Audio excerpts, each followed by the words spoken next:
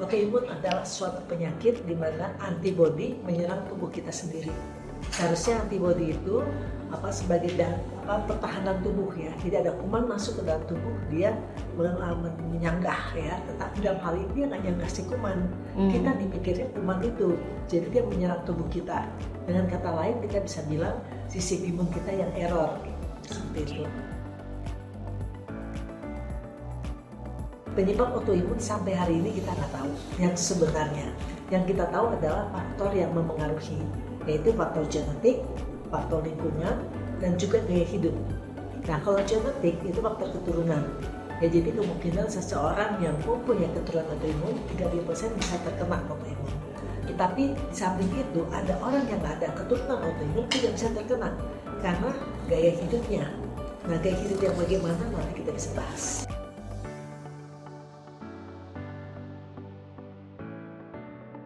Pertama adalah wanita.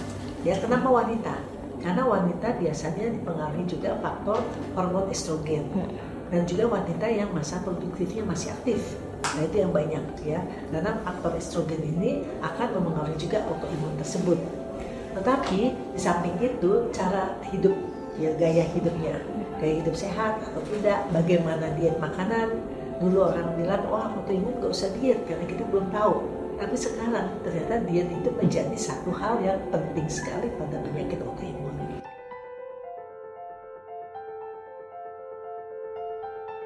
Faktor genetik itu artinya faktor keturunan ya. Jadi kalau kita ngomong misalnya penyakit diabetes, penyakit alergi, itu mungkin lebih dari 50% bisa terkena keturunannya. Tapi kalau autoimun sekitar 30% terkena. Jadi artinya faktor lain yang sangat banyak mempengaruhi yaitu faktor lingkungan. Ya, jadi itu yang lebih banyak mempengaruhi penyakit autoimun. Nah misalnya yang 30% kan dia nggak tahu ya dia bakat apa tidak. Tapi kalau dia tahu orang tuanya salah satunya ada autoimun, ya itu dia bisa antisipasi. Tapi ada juga orang yang nggak tahu bahwa dia bakat atau enggak, dia nggak tahu. Jadi kita tetap harus hidup sehat. Dan biasanya penyakit itu muncul pada saat kita lelah, keadaan stres, nah barulah dia muncul ke permukaan.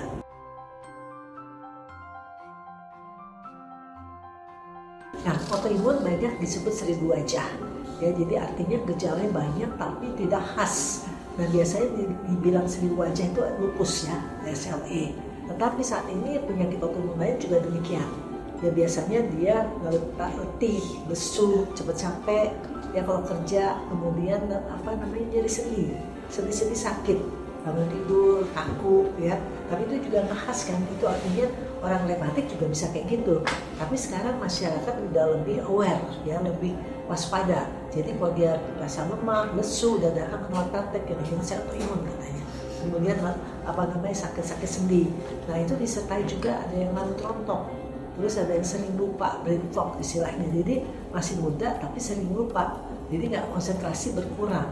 Nah itu juga salah satunya. Ada yang sariawan berulang, dia panas nggak begitu tinggi tapi berulang.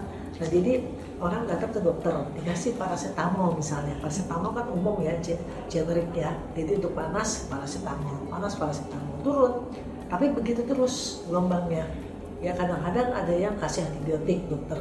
Tapi ternyata kok masih gitu. Nah itu kita harus curigai apakah ada faktor lain selain infeksi misalnya. Dia nggak ada infeksi, dia bilang nggak ada batuk, nggak ada pilek, tapi kok panas begitu. Nah itu yang harus kita waspadai sekarang.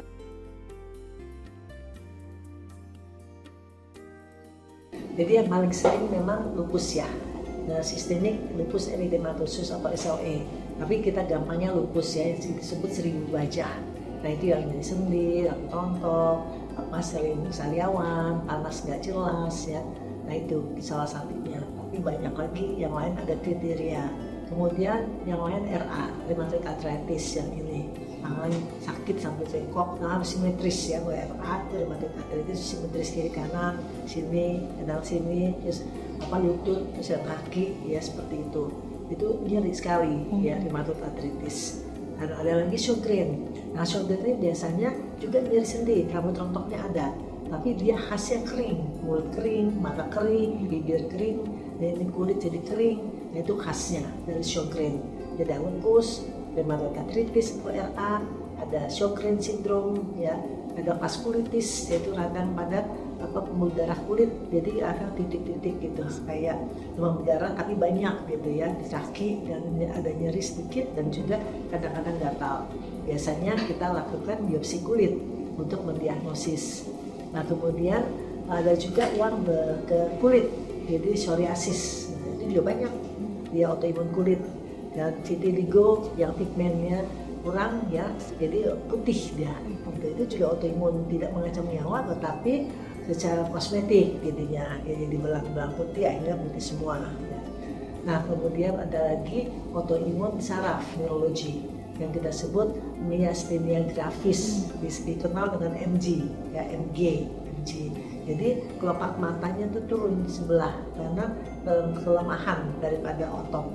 Ya itu yang kita takutkan kalau kelemahan otot pernapasan, sehingga kan napasnya susah ya. Tapi ada lagi yang disebut systemic sclerosis, di mana ada kelainan kulitnya mengeras ya. Jadi kalau dipegang kok keras gitu. Itu juga repotnya kalau ke dalam keras, napasnya jadi susah. Jadi paru-parunya nggak begini lagi, kaku. Karena semuanya jadi mengeras, jaringan-jaringan mengeras. Jadi systemic sclerosis. Nah jadi kalau kita lihat autoimun, mana yang mendingan? Nggak ada yang mendingan. Sama aja, yang penting kontrol ya. Jadi kontrol di awal, ya rajin ke dokter, di awal rajin minum obat, diet yang teratur, ya diet makanan, olahraga, tidur cukup, dan makanan-makanan selain yang disebutkan tadi ya. Jadi itu juga selain gluten, ada juga makanan yang memang hidupnya banyak malam yang kita sebut nightshade, yaitu kentang, paprika, terong, tomat. Nah itu 4 harus dihindari juga pada penyakit autoimun. Jadi itu hal-hal yang banyak, makanan yang tidak terasa hari-hari tapi mencetuskan inflamasinya pada penyakit autoimun. Oleh karena itu memang hal-halnya edukasi, karena banyak yang mengatakan nggak usah lihat gitu. Justru sekarang tren yang terakhir jadi sangat penting. Dan juga satu hal lagi yang harus saya tambahkan, ada pada penyakit autoimun sering terjadi kebocoran pada usus. Bocoran ini bukan berarti bocor gitu, bukan.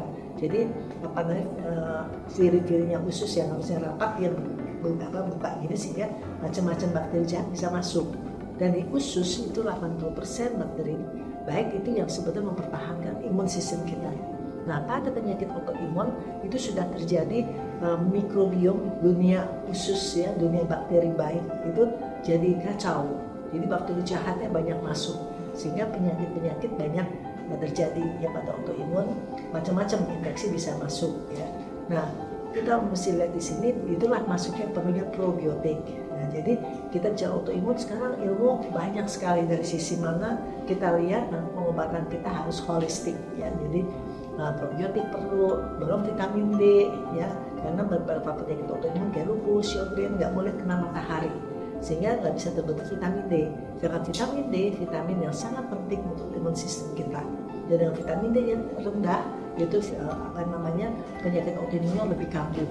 Karena itu dia nggak boleh kena matahari, jadi vitaminnya harus seumur hidup dikonsumsi. Nah hal-hal seperti itu harus kita edukasi. Ya, jadi dari sudut mana kalau kita bicara autoimun ya akan habis-habisnya ya. Masih banyak yang perlu dibahas, yang perlu kita ketahui, yang kita edukasikan kepada masyarakat kita supaya mereka bisa menjaga stamina penyakit autoimun mereka.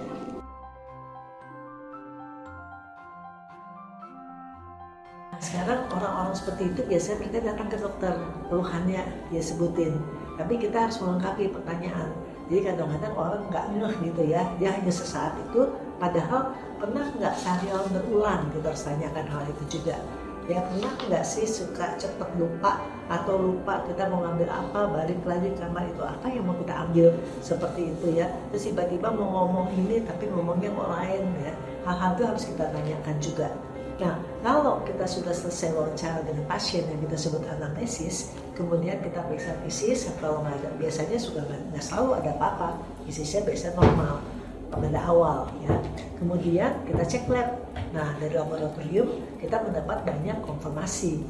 Jadi kita harus mengkonfirmasi, jadi gejala klinis, pemeriksaan fisis, sama laboratorium. Nah, semuanya menjadi satu kesatuan diagnosis.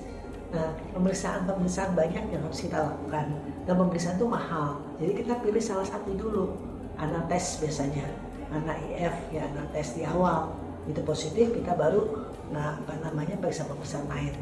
Kecuali dia ada uang, ya itu lain soal. Jadi kita bisa sekaligus periksa, jadi diagnosa bisa sesaat langsung kita dapatkan.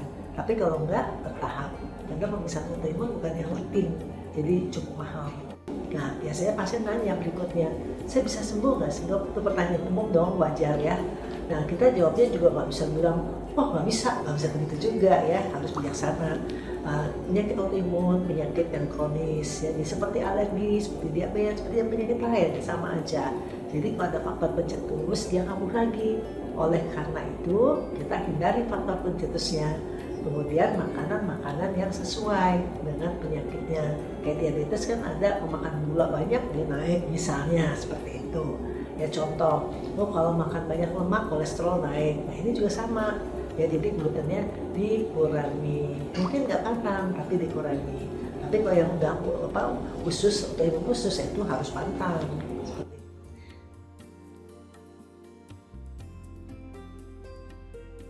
Jadi untuk penyintas autoimun, pertama harus berpikir positif.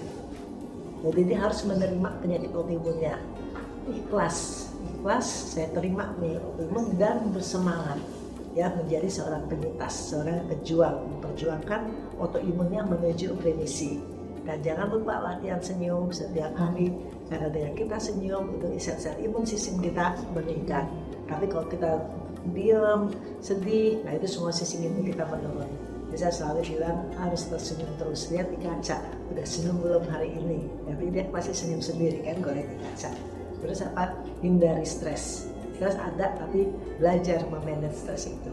Tidur cukup, makanan yang baik, ikuti petunjuk dokter.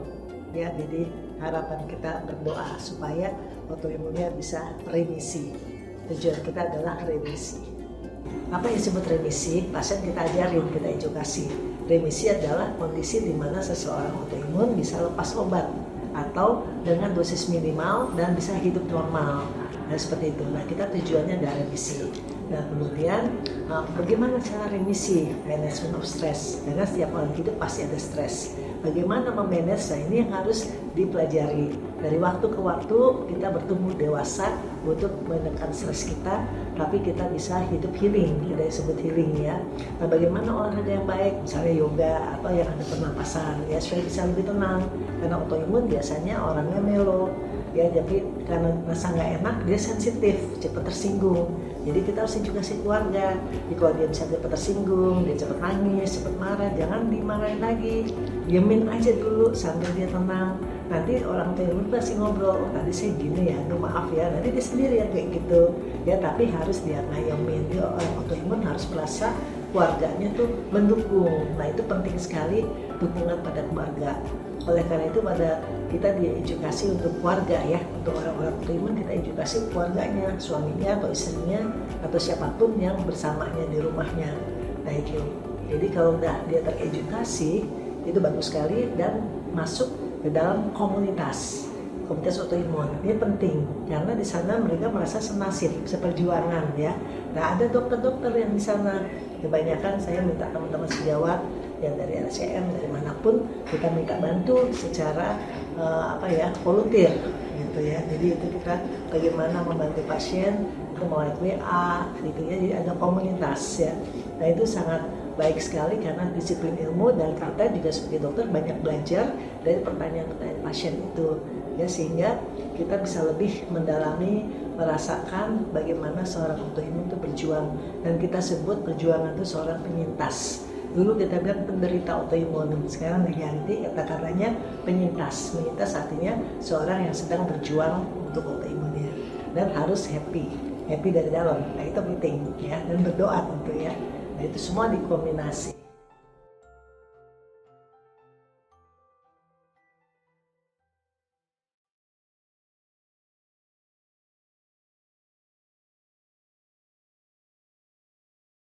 BPJS Kesehatan.